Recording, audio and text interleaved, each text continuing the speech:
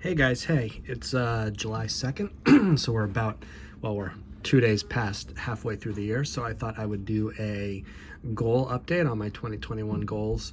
I have a couple TTMs to show off, just two have come in, and then a couple EA purchases that actually have to do with my goals. So, in January, I set out a goal to send out 200 requests. So halfway through the year, right now I stand at 120 requests. So I'm well on my way to getting that.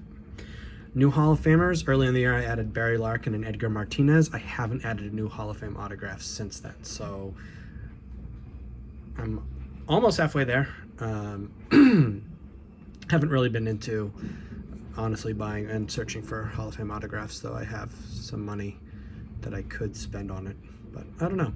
YouTube videos, I was hoping to average one per week. We'll get to 52, so that means that right now I should be at 26. This video right now is my 18th, which means I owe you guys some videos, so I've got to do some more TTM updates more frequently. Now, one of my goals was to add two Hall of Famers from 1959 Topps. That's a set that I'm slowly piecing together. I added Whitey Ford earlier in the year.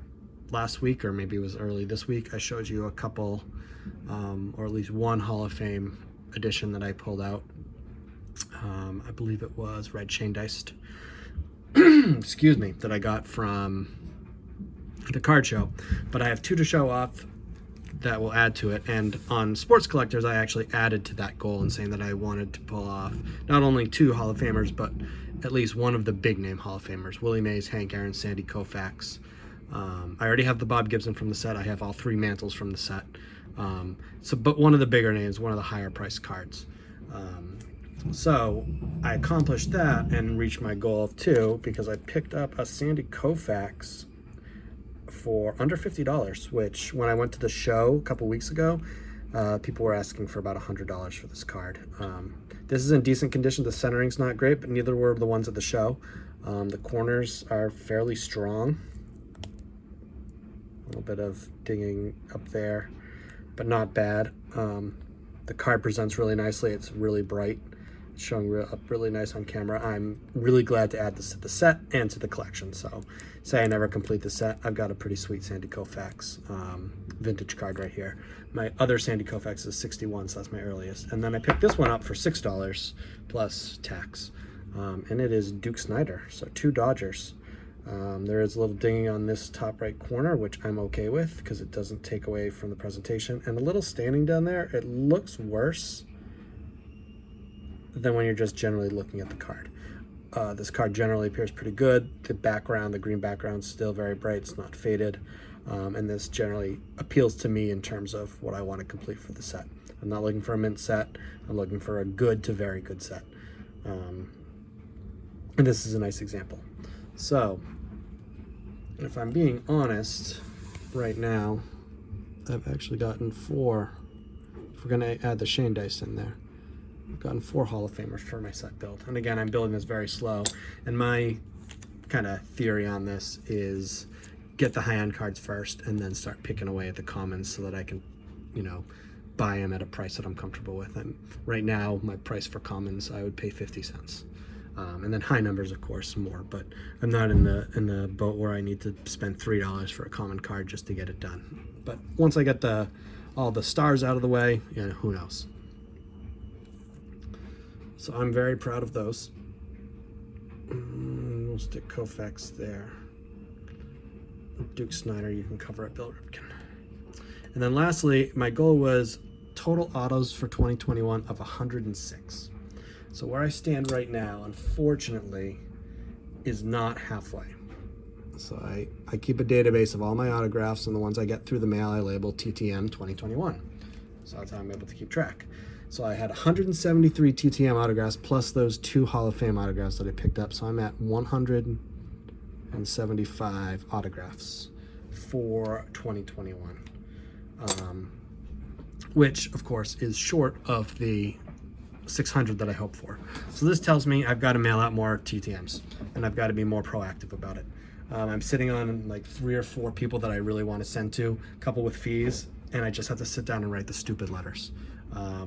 I went to Wells, Maine last week. Bob Tewksbury, former pitcher, lives in Wells, and I was sitting on the beach and I'm like, I gotta write this guy a letter because he lives in such a great place. I have Nate Colbert all set to write to, and then some common guys out of my comment box that I want to write to. A fellow YouTuber suggested I send that 84 Joe Carter rated rookie in to get signed. I have a George Foster 74 that I want to send in. So I've got a bunch on the plate that I can send in. I just have to freaking sit down and do it.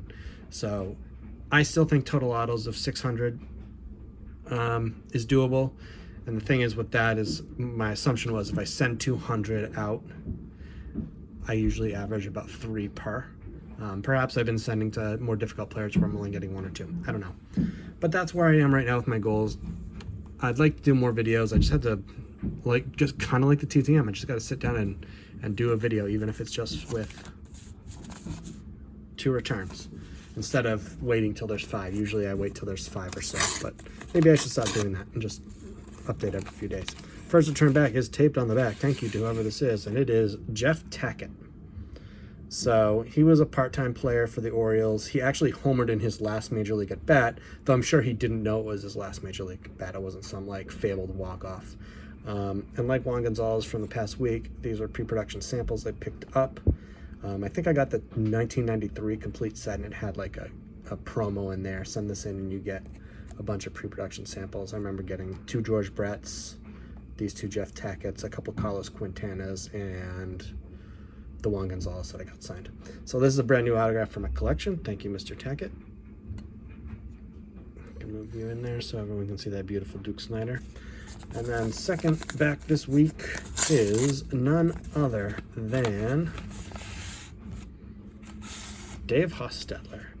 So he's also brand new to my collection. He sent this cool Rangers alumni card. That's pretty neat. Hostetler was a big-time power hitter in the minor leagues, I believe. Yeah, so for Denver, he hit 27 home runs. For Memphis, he hit 20. And even for the Rangers in 1982, he hit 22 home runs. So he was highly sought after.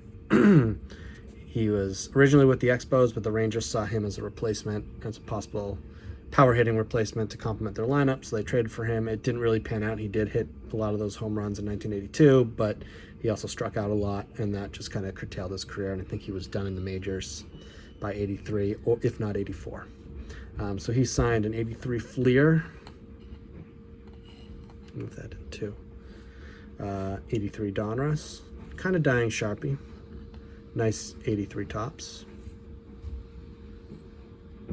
An 84 Fleer, so obviously he was in the majors in 83, and then a second 83 Tops. So which one do I like better? I like this one better. So I didn't do it last time I updated, so we're gonna do it this time. Dave Hostetler card, free for you. You have to be a subscriber to my channel. You have to like this video. And then you have to send me an email with the email that I include. I will send this between 2 index cards in a plain white envelope. No cost to you, just for watching my channel and sticking with me. So this will be the giveaway this week. And really, I don't do the wheel. I don't do random picking. It's the first person to email me after I submit the video. So good luck to you, whoever you are. Alan Twitchell won the Mike Parrott from a couple weeks ago. I have to get that out. It's actually sitting right here. Got to get that out. Sorry for the delay. So Dave Hostetler is on the table, free autograph for somebody in the YouTube world. So if anyone else is building a vintage set or even the 59 set, please leave it in the comments. Please email me, and I just want to know how you're doing it, what your strategy is to build it, because obviously building a vintage set isn't cheap, especially when you have Hall of Famers like Mays and Aaron, Koufax. Clemente will be another tough card to get in that set. I just want to know how you go about it. You know, I try to do it from the cheap side, spend as little money as I possibly can. I don't have a ton of money to throw out there. And also, I'd like to know if you ever want me to do a 59 showcase, as I have the 4 most expensive cards in the set. Well, maybe not. Maybe the base Mays and base Aaron are worth more than the Mantle All-Star or baseball skills card. But whatever. I have the 3 mantle cards. I have the Gibson. I now have the Koufax. So I'd be happy to show those off. And maybe I will, even if you don't want to see that. I don't know. That's my week, or my last few days. Those are my goals for the year, halfway through. Hopefully I do a little bit better at TTMs and videos. But anyway, I'll let you go. Thanks for watching. Email me if you want the Hostetler card. And I'll talk to you again hopefully soon.